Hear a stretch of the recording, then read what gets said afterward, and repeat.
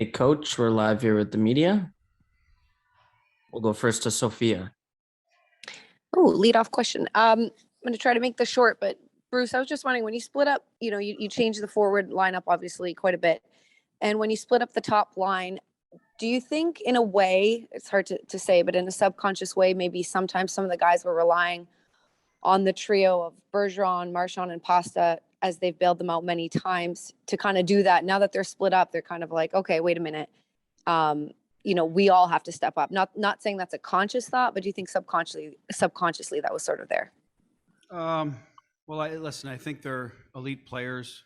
They get their due for obvious reasons. To me, they would have been 3 easy Olympians again this year.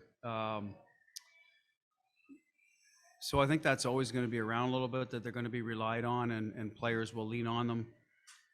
When you split it up, maybe then, I guess the only thing I'd say is there might be a little more oxygen in the room for the secondary guys at times. How we deploy them. I mean, that, they get a lot of ozone draws because they're good at it. They run plays from it. Helps the team win. They score. So a little bit of the onus falls on the rest of the group to learn from what they do well, not try to be them, but replicate them in certain ways as well. So it's always a battle. I think you look around the league, there's a lot of good, strong number one lines, and the good teams find a way for the next ones to fall in place. And obviously it falls on the coach too, to make sure you give them opportunity, minutes, to also produce. So I guess I'd say it's a shared responsibility for the coach to divvy up the minutes, and for the players to play well with whoever you're out there with. And then you get results like tonight. I think everyone feels good, Sophia. It's just the way it is. And that's the end goal, is you'd like every line to score. It doesn't always work out that way, but we've had a good couple of days. So I guess the thing will be, so I'm getting a little long-winded, down the road, when it doesn't go our way, how are they going to respond? And we'll see soon enough. It's a tough league. So right now we're going to enjoy it and get ready for New Jersey. Kevin Dupont. Bruce, a handful of names here stuck out for me today. I won't go down all of them, but a couple if I could. Holla especially really impressed me. Is that a product of him being a number 2 center, or is there more to it than just sort of positioning? I think it's a little bit of both. I think he started well this year, had not much luck. If you remember, a couple of breakaways. I know in Nashville hit a bar in tight, a post. Florida, Deke Bobrovsky early on went through the legs, not sure how it went in. So you're looking at 3 or 4 goals that you thought were sure goals that didn't go in. One was called back on offside in Vancouver. So, and then the game got away from him a little bit, I thought. Maybe started pressing because they weren't going in. A little bit of a reset for him, and then he went on the wing and found his game, and he's picked up from there. So, of course, he's going to get excited playing with Pastrnak and Hall on the other side. I think he looks over and says, hey, these are some guys that have had good success in this league finishing. I just got to work hard to get him the puck. So, yeah, I think that's part of it. And part of it, he's got his legs under him a little bit better now. Today, he just outraced Veleno to the good ice and scored on that breakaway. I think it was Veleno. And then another breakaway, he beat a guy that was angling him. So part of it is a product of, for whatever reason, his legs are under him a little bit better now, and probably circumstance of where he is in the lineup, yes. And the other one, Steen, for being a kid who just sort of plugs in there, shift by shift, he sort of makes himself felt and noticed. Looks to me like he's going to be a hard guy to take out of the lineup. Well, what's happened, he's come up and played well, but you've got these, some depth of in our lineup, contract situations, roster issues. So comes a little bit of asset management as well. I mean, he doesn't need waivers. It happens to certain guys in the league, throughout the league at times.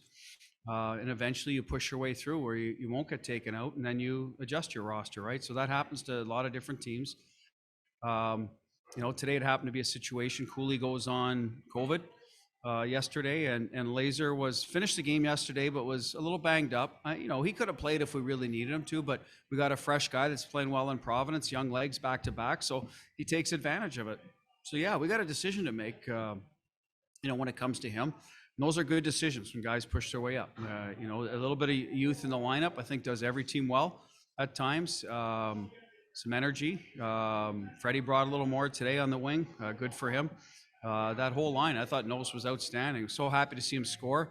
Probably doesn't factor much into the game end result, whether it's 4-1 or 5-1, but for all the chances he's had and worked hard to get, I'm glad he got on the score sheet as well. Great. Thank you. Yeah. Steve Conley.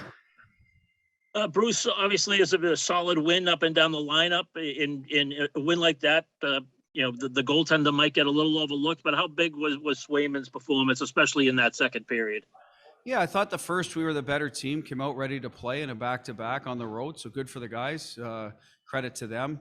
And then the second period, they had a little bit of their push. And I think that was the period we got into penalty trouble. So you lose your rhythm on the bench.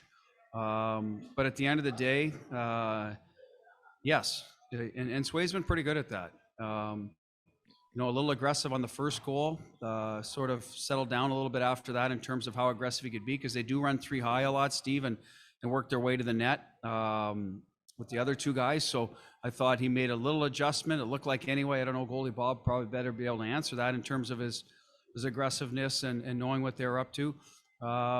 They made some good saves in the power play. The point blankers, you need to save, get rebound out of harm's way. So yeah, rock solid. Thought we were good in front of them for the most part, as we were in Linus yesterday. We're able to get enough run support as well. Thank you. Last one, Logan Mullen.